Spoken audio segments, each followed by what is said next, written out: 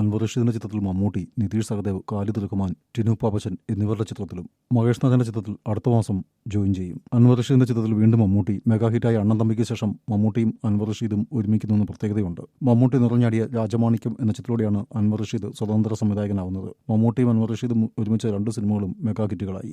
ആരോഗ്യ പ്രശ്നത്തെ തുടർന്ന് 2 മാസമായി അഭിനയ രംഗത്ത് നിന്ന് മാറി നിൽക്കുന്ന മമ്മൂട്ടി അടുത്ത മാസം മഹേഷ് നാരായണന്റെ ചിത്രത്തിൽ ജോയിൻ ചെയ്യും. മഹേഷ് നാരായണന്റെ ചിത്രം പൂർത്തിയാക്കിയ ശേഷം ഫാൽമിയുടെ സംവിധായകൻ നിതീഷ് സഹദേവിന്റെ ചിത്രത്തിൽ മമ്മൂട്ടി അഭിനയിക്കും. ഇതിനുശേഷം ഖാലിദ് റഹ്മാന്റെ ചിത്രത്തിലാണ് അഭിനയിക്കുക. ഉണ്ടയ്ക്ക് ശേഷം മമ്മൂട്ടിയും ഖാലിദ് റഹ്മാനും വീണ്ടും ഒരുമിക്കുന്നതെന്ന് പ്രത്യേകത കൂടിയുണ്ട്.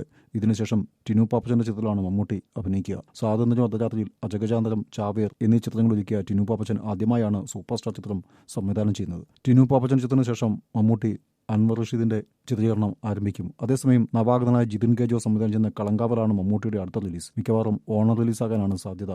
റിലീസ് തീയതി അടുത്ത മാസം തീരുമാനിക്കും.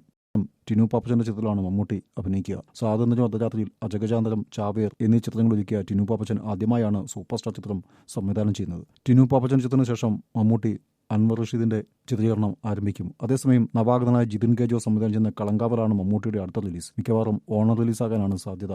റിലീസ് തീയതി അടുത്ത മാസം തീരുമാനിക്കും.